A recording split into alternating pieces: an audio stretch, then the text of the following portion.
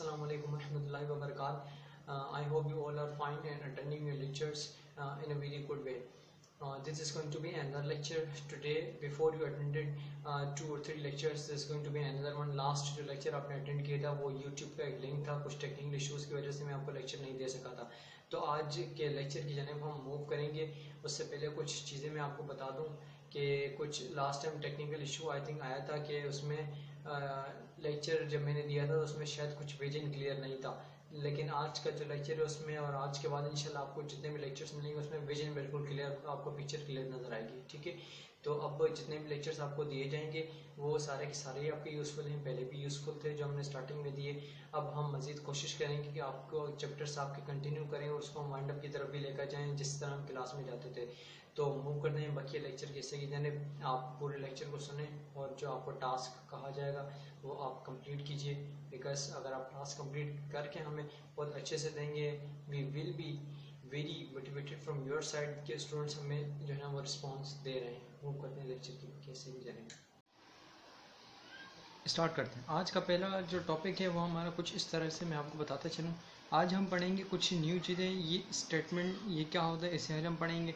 Questions ये क्या होते हैं, कमांड्स ये क्या होते हैं और एक्सक्लेमेशंस ये क्या होते हैं. इन चारों चीज़ों को आज हम देखेंगे. छोटी छोटी इनकी डेफिनेशन है, यही इनकी डेफिनेशन है, लेकिन इन चारों चीज़ों को एक्सप्लेन करने से पहले मैं आपको बताता चलूँ कुछ और चीज़ है जो कि मैं आपको पहले अगर वो समझाता हूँ तो आप उसको क्लियरली फिर अंडरस्टैंड कर पाएंगे. ये देखिए, ये पहला हमारे पास पैराग्राफ लिखा हुआ. अगर मैं आपको कहूँ कि आप इसको रीड करें तो आई होप आपको कुछ इश्यूज़ होंगे रीड करने में. ठीक है ना. ये लिखा हुआ इस तरह से है कि इसमें कोई स्पेस आपको किसी वर्ड में नहीं नज़र आएगा और इसी तरह आपको कोई कॉमा भी नहीं नज़र आएगा. है तो ये पूरा का पूरा एक पैराग्राफ है. इसको हम स्पीच भी कह सकते हैं कि ये दिस इज़ द पैराग्राफ और दिस इज़ स्पीच. एक टाइप की स्पीच है, पैराग्राफ है. लेकिन एक पैराग्राफ और एक स्पीच जो है ना उस वक्त अपनी मीनिंग देते हैं जब उनके दरमियान स्पेस हो, कॉमा लगा हुआ हो, फुल स्टॉप हो, हमें समझ में आए कि सेंटेंस कहाँ पर एंड हो रहा है या सेंटेंस कहाँ पर ब्रेक हो रहा है. तो इसको समझना मुश्किल है. अगर हम इस पैराग्राफ को देखें तो ये जो पैराग्राफ है सेम इसी तरह लिखा हुआ है जिस तरह ये लिखा हुआ है. मीन्स इनके वर्ड्स दोनों सेम है. जैसे ये दे डिडंट स्टॉप रनिंग है, लेकिन ये बिल्कुल क्लियरली आपको समझ में नहीं आ रहा. अगर आप इसको देखें तो ये आपको समझ में आ जाएगा. They didn't stop until they had crossed 3 bridges and tripped over a dog that was lying asleep under a garden. Rosie's bottle of lemonade smashed against the wall and the dog leapt to its feet. ये आपको समझ में आ जाएगा. क्यों? क्योंकि ये अलग अलग वर्ड्स में लिखा हुआ है और इनके दरमियान आप अगर देखें तो यहाँ आपको फुल स्टॉप भी नजर आएगा. इट मीन सेंटेंस यहाँ पर एंड हो रहा है. ये न्यू सेंटेंस रोजी वाला सेंटेंस ये कैपिटल लेटर से स्टार्ट हुआ, फिर अगेन यहाँ पर आपके पास फुल स्टॉप आ रहा है, यहाँ पर आपके पास कोमा आ रहा है. सो इट मीन्स ये जो पैराग्राफ है ये वर्ड्स में लिखा हुआ. एक ये वर्ड है, एक ये वर्ड, ये पूरे के पूरे वर्ड बन गए आपके पास. एक एक लेटर्स में बिल्कुल आपको क्लियरली नज़र आ रहा है. तो इट मीन्स आपको पैराग्राफ तब आपको सेंस देता है जब वो अपने प्रॉपर वर्ड में लिखा हुआ हो. ठीक है, ये आज का हमारा टॉपिक से रिलेटेड इंपॉर्टेंट चीज़ थी. आते हैं हम इस पर. कह रहे हैं कि सेंटेंसेस इन चारों चीज़ों को समझेंगे आगे जाकर. कुछ पहले से थोड़ी सी और बातें क्लियर कर लें हम. कहा जा रहा है to put a thought into speech or writing we use words. हाँ, कह रहे हैं कि to put a thought कहते हैं ख्याल को, into speech or writing कह रहे हैं कि एक स्पीच हो और मैं आपको दोबारा इस पर लेते हैं. कहा जा रहा है कि एक स्पीच हो या पैराग्राफ हो उसके अंदर थॉट डालने के लिए यानी उसको समझने के लिए, उसको उसके अंदर ख्याल डालने के लिए हम क्या करते हैं, हम वर्ड्स को जो है ना वो इस तरह लिखते हैं, यानी गैप वर्ड बना के लिखते हैं. अगर इस तरह लिखे जाएँ तो वो आपको स्पीच समझ में नहीं आएगी, वो आपको स्पीच मीनिंग नहीं देगी. लेकिन अगर इस तरह वर्ड्स में लिखे जाएँ तो वो आपको थॉट देगा, एक ख्याल देगा, एक मीनिंग देगा आपको. We use words, okay, we use words. Words themselves are not enough to show clearly what the thought is. Words जो होते हैं ना वो बिल्कुल भी क्लियर नहीं होते कि आपको पूरी की पूरी मीनिंग समझा दें. यानी अगर आप वर्ड्स लिखते रहें तो आपको समझ में नहीं आएगा. अच्छा, for this we need sentence. हाँ, लेकिन अब पूरे उसकी मीनिंग समझने के लिए फिर हमें सेंटेंस की ज़रूरत होती है. यानी अगर आप सिर्फ वर्ड्स लिखते रहें तो वो पता नहीं चलेगा कि आपको कहाँ पर सेंटेंस एंड हो रहा है. अगर आप पूरा एक सेंटेंस बना के एक कॉमा डाल के उसको फुल स्टॉप डाल के एंड कर दे फिर वो सेंटेंस बन जाएगा और वो आपको पूरे मीनिंग दे देगा. आते हैं इस पर. कह रहे हैं कि a sentence is complete thought put into words। एक सेंटेंस होता है वो एक कंप्लीट थॉट होता है, एक पूरे कंप्लीट मीनिंग दे रहा होता है, पूरे कंप्लीट ख्याल दे रहा होता है, पुट इनटू वर्ड्स, जब वो वर्ड्स में लिखा जाता है। यानी आप छोटे छोटे वर्ड्स लिखें और उन पूरे वर्ड्स को बनाकर एक सेंटेंस बना दें तो आपका पूरा सेंटेंस मीनिंग देगा। कह रहे हैं the sentence can take different forms, these forms are, sentence मुख्तलिफ फॉर्म्स में हो सकता है। किस किस फॉर्म में हो सकता है? सेंटेंस स्टेटमेंट की फॉर्म में हो सकता है, क्वेश्चन की फॉर्म में हो सकता है, कमांड्स की फॉर्म में हो सकता है, एक्सक्लेमेशंस की फॉर्म में हो सकता है। अब ये चारों चीज़ें क्या हैं, अब हम मजीद आगे जाके इसको पढ़ते हैं। कह रहे हैं कि to convey a piece of information we use a statement. जी हाँ, कहा जा रहा है कि to convey a piece of information, जब हम किसी को इंफॉर्मेशन देते हैं, जब हम किसी को कुछ बताते हैं, तब हम वहाँ पर स्टेटमेंट का इस्तेमाल करते हैं। To convey a piece of information.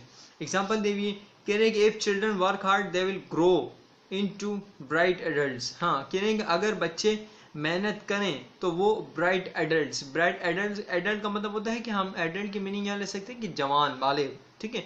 तो बच्चे अगर मेहनत करें तो वो जवान जब होंगे तो ब्राइट होंगे, काफ़ी रोशन होंगे, अच्छे होंगे बच्चे। ये हम इंफॉर्मेशन दे रहे हैं कि अगर बच्चे ये करें, अगर मेहनत करें तो बच्चे ये हो जाएंगे। This is a kind of information. To find out about something we use a question. जी हाँ, कह रहे हैं कि जब हम किसी चीज़ के बारे में ढूंढ रहे होते हैं कुछ, तो हम क्वेश्चन का इस्तेमाल करते हैं। यानी जब हम किसी से कुछ सवाल पूछते हैं तो हम क्वेश्चन का इस्तेमाल करते हैं। तो पहली चीज़ हमारी स्टेटमेंट थी। आई होप आपको क्लियर हो गई होगी कि जब हम किसी को कोई इन्फॉर्मेशन दें तो हम स्टेटमेंट का इस्तेमाल करते हैं। दूसरी चीज़ हमारे पास थी question, to find out about something, जब हम किसी से कुछ मालूम करें, पूछें, तो वो आपका क्वेश्चन कहलाएगा, ठीक है। एग्जाम्पल, क्वेश्चन की एग्जाम्पल दी हुई, have you fed the animals. हाँ, फेड का मतलब खिलाना। क्या आपने फेड जो है ना, फीड की सेकंड फॉर्म है, FEED फीड फर्स्ट फॉर्म है, FED फेड सेकंड फॉर्म है, और थर्ड फॉर्म भी इसकी फेड ही है। Have you fed the animals, क्या आपने एनिमल्स को खाना खिला दिया है, ये हम सवाल कर रहे हैं। This is a question mark, ठीक है। तो इट मीन्स सवाल कर रहे हैं तो हम पूछ रहे हैं, मालूमात ली जा रही है। आगे चलते हैं। To tell someone to do something और not to do it we use a command. हाँ, कह रहे हैं कि जब हम किसी को कुछ कहें कि आप ये करें या ना करें, तो तब हम जो सेंटेंस इस्तेमाल करेंगे वो आपका कमांड कहलाएगा। यानी इसकी मीनिंग है कि जब आप किसी को कोई बताएं या किसी को कुछ ऑर्डर दें कि आप ये करें या आप ये ना करें, तो वहाँ पर आप कमांड का इस्तेमाल करेंगे। कमांड वाला सेंटेंस हो किस तरह से? Example, do not waste your time, अपना टाइम वेस्ट मत करें। ये आप क्या कर रहे हैं? ये आप कमांड दे रहे हैं या आप जो है ना किसी ऑर्डर दे रहे हैं। It's a kind of order, ये पोलाइट ऑर्डर है। Do not waste your time, आप टाइम वेस्ट ना करें, ठीक है। सो ये एक कमांड कहलाएगी आपकी। आप यूजुअली आपके पेरेंट्स आपको कहते होंगे कि do not waste your time बेटा। सो दिस इज वर्ड, जो वो जुमला आपको कहते हैं do not waste your time, वो कमांड कहलाती है। आगे चलते हैं। To show excitement we use an exclamation. Yes, ये बड़ा इंपॉर्टेंट चीज़ है। कह रहे हैं कि जब आप कोई एक्साइटमेंट शो करें, जैसे कि व्हाट अ ब्यूटीफुल रोज, क्या खूबसूरत रोज है, तो आप वहाँ पर ये इस तरह का साइन जो है ना वो शो करते हैं। आप उसको अपनी बुक में क्लियरली देखिएगा तो आपको बहुत अच्छे से समझ में आएगा, ठीक है। आप जैसे कि मैं कहता हूँ व्हाट अ ब्यूटीफुल वेदर, क्या ब्यूटीफुल वेदर है, तो वो सेंटेंस में देखा what a beautiful weather, this is exclamatory sentence, या आप खुशी का इंतजार कर रहे हैं तो आप यहाँ पर एक्सक्लेमेशन साइन लगाएंगे। जैसे कि आप यूजुअली कहते हैं नाइस, वो भी एक्सक्लेमेशन है, खुशी का इज़हार है, तो वहाँ भी आप इस तरह का एक्सक्लेमेटरी साइन लगाएंगे। अच्छा, आगे चलते हैं। आई होप आपको ये चारों चीज़ें समझ में आ गई होंगी। स्टेटमेंट हम जब इस्तेमाल कर दे, जब हम कोई कन्वे करें, एक कोई इन्फॉर्मेशन किसी को दें, कुछ मालूमात, तो स्टेटमेंट का इस्तेमाल करेंगे। जब आप किसी से कोई सवाल पूछें तो आप क्वेश्चन का इस्तेमाल करेंगे। जब आप किसी को कोई ऑर्डर दें, पोलाइट ऑर्डर या पोलाइट ऑर्डर ना भी हो तो आपका स्ट्रिक्ट ऑर्डर हो, तो आप वहाँ पर कमांड का इस्तेमाल करेंगे, यानी कमांड वाला सेंटेंस यूज़ करेंगे। फिर आप जब कोई अपनी खुशी जाहिर करें तो हम एक्सक्लेमेटरी सेंटेंस इस्तेमाल करेंगे, और लास्ट में आप एक्सक्लेमेशन का इस तरह का साइन भी लगाएंगे, आपको दिख रहा होगा, ठीक है। आगे चलते हैं। इसकी एक्सरसाइज है अभी, फिर कुछ और चीज़ें हैं वो भी मैं आपको बताऊँगा। कहने कि pick out statements, questions, command and exclamations. आपने ये सेंटेंस पढ़ने ABC और आगे भी हैं, और आपने जो है ना वो इसमें से बताना है कि कौन सा क्वेश्चन है, कौन सा स्टेटमेंट है, कौन सा कमांड है। जैसे कि the boards are torn up, the boards are torn up, the boards are torn up. Boards किश्तियाँ, टॉर्न अप, टॉर्न वैसे यूजुअली कहते हैं कि फट जाना या कुछ इस तरह से, यहाँ पर लेकिन यहाँ पर टॉर्न अप कश्तियों के लिए इस्तेमाल हो रहा है, तो इट मीन्स कश्तियाँ जो है ना वो टूट चुकी हैं। ये अब आप देखें, ये एक पीस, एक तरह की जो है ना इन्फॉर्मेशन दी जा रही है, किसी को बताया जा रहा है कि दी बोर्ड्स आर टॉर्न अप, तो ये फर्स्ट जो है ना आपके पास कहलाएगा स्टेटमेंट कहलाएगा। मैं यहाँ पर लिख देता हूँ STATEMENT। आप भी इसी तरह अपनी बुक में लिखेंगे statement. Next, did you hear what I said? क्या आपने सुना मैंने क्या कहा? देखें, आप समझ रहे हैं ना, मैं पूछ रहा हूँ क्या आपने सुना, क्या मैंने क्या कहा, आप चीज़ें पूछते हैं जरा, क्या आपने सुना मैंने क्या कहा। So this is a question, ये आपके पास क्वेश्चन है, आप उसके आगे अपनी बुक में क्वेश्चन लिखेंगे। आगे मूव करते हैं। Keep it safely in a trunk, आप उसको ट्रंक में रख दें सेफली। ये दिस इज अ कमांड, आप ऑर्डर दे रहे हैं कि इसको रख दें सेफली। आपकी मदर आपको ऑर्डर कुछ इस तरह से दे दी होंगी कि ये चीज़ आप जाकर फॉर एग्जाम्पल रेफ्रिजरेटर में रख दें। दिस इज अ कमांड, ये मदर आपको कमांड दे रही होती है। Okay, so this is what a command, COMMAND, this is a command. I hope आपको ये चीज़ समझ में आई होगी। आगे हम मूव करते हैं तो मजीद आगे हमारे पास कुछ चीज़ें हैं। Now here, how fresh is it? देखें, हाउ फ्रेश, यहाँ तो एक्सक्लेमेटरी साइन लगा हुआ, आपको समझ में आ रही होगी, लेकिन हाउ फ्रेश इज इट, ये आप खुशी का इज़हार कर रहे हैं, हाउ फ्रेश इज इट। सो ये आपका दिस इज, आप कहेंगे कि एक्सक्लेमेशन,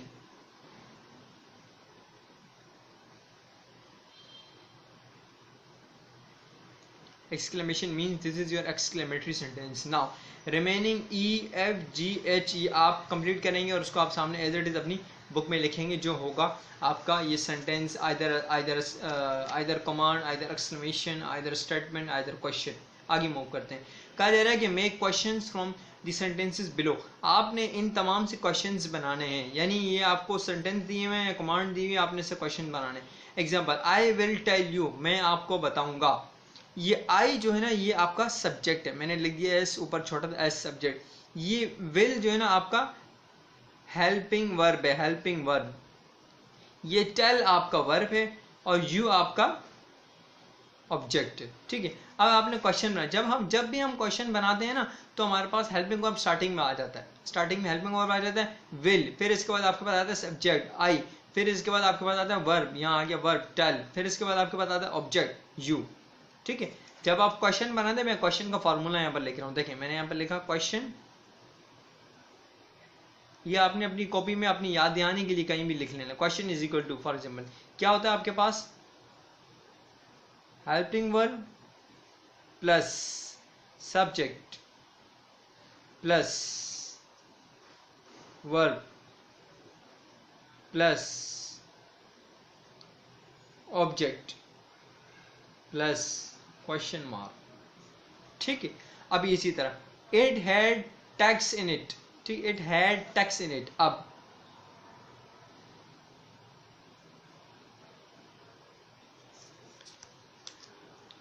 इट सब्जेक्ट, हैड आपके पास हेल्पिंग वर्ब, टैक्स आपके पास वर्ब, इन इट आपके पास प्रीपोजिशन के तौर पर आ गया, और ये आपके पास आप इसको इन जो है ना आपके प्रीपोजिशन के तौर पर आया, और आप इसको इट को ऑब्जेक्ट के तौर पर भी कंसीडर कर सकते हैं, बल्कि ये आपका ऑब्जेक्ट ही कहा जा सकता है। आगे मूव करते हैं। अब आप इसको जब क्वेश्चन बनाएंगे तो आप सबसे पहले लगाएंगे, मैंने कहा था हेल्पिंग वर्ब, हेल्पिंग वर्ब हमारे पास हेड, फिर आपके पास ये सब्जेक्ट आएगा, मैंने कहा सब्जेक्ट, तो सब्जेक्ट आपके पास it, had it, had it, फिर आपके पास हमने कहा था वर्ब, वर्ब आपके पास tacks, had it tacks, in it आपका प्रीपोजिशन, इन आपका प्रीपोजिशन, इट आपका ऑब्जेक्ट। इसी तरह ये मैंने सारा रफ काम किया है, लेकिन आप उसको अच्छे से प्रॉपर तरीके से बिल्कुल बुक पर लिखेंगे, हैड इट टैक्स इन। ठीक है, इसी तरह आप आगे जाएंगे, सो आपको सारी चीज़ें मिलती रहेंगी, और आप उसको देखिए, there were places with no carpet on the floor. ठीक है ना, अब ये देयर, अब इसमें आपके पास सब्जेक्ट नहीं है, ये देयर आपके पास, देयर वर्ब जो है ना आपके पास हेल्पिंग वर्ब के तौर पर आ रहा है, ये आपके पास स्टार्टिंग में रहेगा, और फिर देयर आपके पास आ जाएगा। ठीक है, देयर सब्जेक्ट नहीं, लेकिन आपको सब्जेक्ट के तौर पर कंसीडर करेंगे। There were places of with no carpets on the floor, were there places with no carpets on the floor, were there की जगह ले लेगा, और देयर जो है ना वर की जगह ले लेगा। बाकी तमाम चीज़ें इसके अंदर सेम रहेंगी, और लास्ट में क्वेश्चन मार रहेगा। ये एक्टिविटी भी आपने क्या करनी है, कंप्लीट करनी है, दिस इज योर टास्क। ठीक है, अच्छा, अब मैंने आपको क्वेश्चन एंड आंसर करवा दिए थे इस चैप्टर के मदर टू सन के। आप जब मदर टू सन के क्वेश्चन आंसर आपने कर लिए तो आई होप उसके बाद आप ये वाला क्वेश्चन आप अपनी इंग्लिश की टेक्स्ट कॉपी में कॉपी करेंगे। इस क्वेश्चन को कॉपी करने से पहले आपने ये लिखना है, यहां से यहां तक। ये आपका ग्रामर का टास्क समझे, ठीक है। ये हमारा आपका ग्रामर का टास्क है। इसको आप टेक्स्ट कॉपी में कॉपी नहीं करेंगे, ठीक है। ग्रामर कॉपी भी आई होप आपकी होगी। इंग्लिश टेक्स्ट की आपकी 2 कॉपीज होती हैं ना, ग्रामर की और टेक्स्ट की। तो ग्रामर कॉपी में अभी हमने काम शुरू नहीं किया, ये आपका पहला टास्क है ग्रामर कॉपी में, ठीक है। यानी अभी हमने शुरू कर दिया, इससे पहले हमने शुरू नहीं किया था। तो आप वहाँ पर हेडिंग दे देंगे, सेंटेंसेस की मेन हेडिंग, फिर आपके पास ये डेफिनेशन आप समझ लें लिखेंगे, इसका 4 टाइप्स लिखेंगे, फिर इसी तरह आप यहाँ एज इट इज़ यहाँ तक आप लिख देंगे, ठीक है। ये करने के बाद आपने ये एक्टिविटी, ये क्वेश्चन नंबर 2, ये एज इट इज़ आपने एक क्वेश्चन ये लिखना है, फिर इसके बाद एक क्वेश्चन आपने सही वाला लिखना है, फिर क्वेश्चन नंबर बी लिखना है, फिर बी का क्वेश्चन नंबर जो राइट एक्चुअल होगा वो आपने लिखना है। और इसी तरह आपने पूरी कॉपी और पूरी एक्सरसाइज अपनी कॉपी में कंप्लीट करनी है, ठीक है। आई होप यहाँ तक आपको ये चीज़ें जो है ना वो समझ में आ गई होंगी। अब उस वर्किंग को करने के बाद एक्सक्लेमेशन, कमांड और स्टेटमेंट और क्वेश्चन, इससे रिलेटेड कुछ और चीज़ें रहती हैं, लेकिन आज के लेक्चर में उनके बारे में सिर्फ इतना ही। नेक्स्ट लेक्चर में आपको मज़ीद में चीज़ें बताऊंगा उसके बारे में। अभी हम मूव करते हैं, आपका ये वर्क बुक का पेज नंबर 4 है। Work book page number 4 open करेंगे आप इसे। वर्कबुक पेज नंबर 4 ओपन करने के बाद इसमें एक एक्सरसाइज डी जो है ना अभी हमने अटेम्प्ट करनी है। सारी एक्सरसाइज हम आज अटेम्प्ट नहीं करेंगे। देखिए यहाँ पर आपको कहा जा रहा है कि here are some words connected with sorrow. Sorrow का मतलब है गम, ठीक है। यहाँ पर कुछ ऐसे वर्ड्स हैं जो कि सोरो से यानी गम से, ठीक है ना, यानी गम एक वर्ड है, हम इसे कह लें कि आप जब अफसोस के आलम में होते हैं तो उससे कुछ वर्ड्स कनेक्टेड हैं।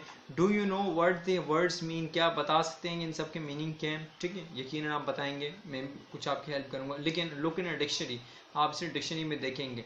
If you don't know, if you do not know a word, अगर आपको कोई वर्ड की मीनिंग नहीं मालूम इन तमाम में से, तो आपने क्या करना है, डिक्शनरी के अंदर देखना है, ठीक है। फर्स्ट वर्ड जैसे कि हमारे पास पैनिक, पैनिक की मीनिंग जैसे कि मैं यहाँ पर लिखता हूँ, लिख नहीं देता बल्कि मैं आपको बता देता हूँ, आप उसको लिखेंगे। पैनिक की मीनिंग है दर्द, पेन, पेन मीन्स दर्द। नेक्स्ट वर्ड सोरो, गम, गम को कहते हैं सोरो, गम। आप अपनी इसे वर्कबुक में लिखते रहेंगे ताकि आपको कोई इशू। नेक्स्ट वर्ड आपके पास है हर्ट। हर्ट मीन्स हर्ट के अलग अलग मीनिंग है, जैसे हर्ट हम जख्म को भी कहते हैं और इसे हम रंज को भी कहते हैं। रंज का मतलब दुख यानी गम, वही मीनिंग आते हैं, ठीक है ना। अच्छा आगे चलते हैं तो आपके पास next meaning anguish. Anguish means तकलीफ, जिस वर्ड इसको हम प्रोनाउंस करेंगे एंग्विश, एंग्विश, एंग्विश तकलीफ को कहते हैं। इसी तरह आपने क्या करना है, what you have to do, मैंने 4 की मीनिंग आपको बताया, बाकी आपने you have to find all these meanings from dictionary. Dictionary आप पिकअप करेंगे, उसमें से आप एक एक वर्ड की मीनिंग उठाएंगे और उसके सामने यहाँ पर लिखते रहेंगे। ये आपका टास्क है, दिस इज अ टास्क, ठीक है। ये और ये जब आपकी बुक्स हमारे पास चेक होने के लिए आएंगी तो ये this task must be completed, I am saying to you must, this task must be completed. Dictionary उठा के आपने मीनिंग फाइंड करके उर्दू के इनके सामने लिखने हैं, ठीक है।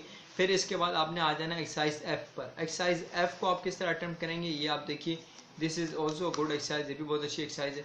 कहा जा रहा है कि use the italicised words in the vocabulary list given above in the sentences of your own.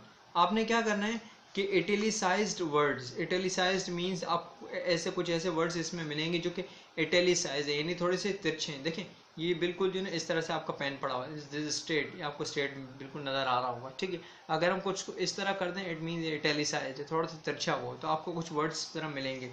Panic ठीक है, सोरो ये भी ठीक है, हर्ट ये भी स्ट्रेट है, एंग्विश नो ये भी ठीक है, distress no, misery no, grief no, dismay no, pathetic no, unhappy no, rush no, poor no, pathetic हो गया, miserable no, pitiable no, pitiful no, weep no, cry no, well, yes well, एक word आपको मिल गया well, first word well, ठीक है। आगे move करते हैं, नेक्स्ट वर्ड आपके पास है मॉर्नफुल, ये भी हमारे पास नहीं है, यस मॉर्नफुल है, मॉर्नफुल है, मॉर्नफुल आपके पास स्ट्रेच हुआ हुआ, ठीक है। आगे मूव करते हैं, जैसे कि regret no, anxious no, upset no, depressed no, sorry no, tears no, low no, sad no, fed up no, touching no, yes, for long yes, ये आपके पास जो है ना वो स्ट्रेच्ड है। डिप्रेशन ये भी आपके पास ठीक है। और ये WRET रेस्ट इसको पढ़ेंगे, ये भी आपके पास इटैलिसाइज हुआ हुआ है, ठीक है। तो ये जो फर्स्ट वर्ड है, अच्छा अब इन चारों वर्ड्स का आपने क्या करना है, इटैलिसाइज्ड आपको मिल तो गए। Use italicized words in the vocabulary list given above sentences of your own, yes. इन चारों वर्ड्स को आपने अपने सेंटेंसेस में यूज करना है, अपने अपने जुमलों में यूज करें। जैसे कि फर्स्ट वर्ड है रेस्ट, इस चारों की मीनिंग भी आपने निकालना। इसकी मीनिंग बदबख्त, बदबख्त की मीनिंग यानी बदनसीब, ठीक है। आगे मूव करते हैं तो ये आपके पास है वेल, वेल की मीनिंग होती है रोना, चीखना, चिल्लाना, ठीक है। तो ये दो मीनिंग मैंने आपको बता दी। अब मजीद इन दो के आप इन्हीं के साथ फाइंड करेंगे और फिर इन चारों सेंटेंस पर आप, चारों वर्ड्स पर आप सेंटेंस बनाएंगे। आई होप आप इस काम को बहुत अच्छे से कंप्लीट करेंगे। और ये जो है ना आज का हमारा लेक्चर था, ठीक है। अब आज के लेक्चर में हमने एक तो स्टेटमेंट्स और कमांड्स के बारे में पढ़ा, बाकी हमने ये एक्सरसाइज की। कल का जो लेक्चर होगा उसमें हम मजीद कुछ चीज़ें स्टेटमेंट्स और कमांड्स के बारे में पढ़ेंगे, फिर इंशाल्लाह उसकी कुछ एक्सरसाइज रहती हैं वो हम अटेम्प्ट करके ये चैप्टर आपका वाइंड अप हो जाएगा। और फिर हम मूव करेंगे आपके न्यू चैप्टर की जानिब, जो कि आपका न्यू चैप्टर निकोबार्बिनस का है चैप्टर, उसकी जानिब हम इंशाल्लाह मूव करेंगे। तो आज के लेक्चर के लिए, आज के लेक्चर में सिर्फ इतना ही था। अपना काम कंप्लीट कीजिएगा, अपना ख्याल रखिएगा, अपने पेरेंट्स का ख्याल रखिएगा और अपने दुआ कीजिएगा, अपने पेरेंट्स के लिए भी दुआ कीजिएगा और अपने टीचर्स के लिए भी दुआ कीजिएगा। अस्सलामु अलैकुम वरहमतुल्लाहि वबरकातुहू।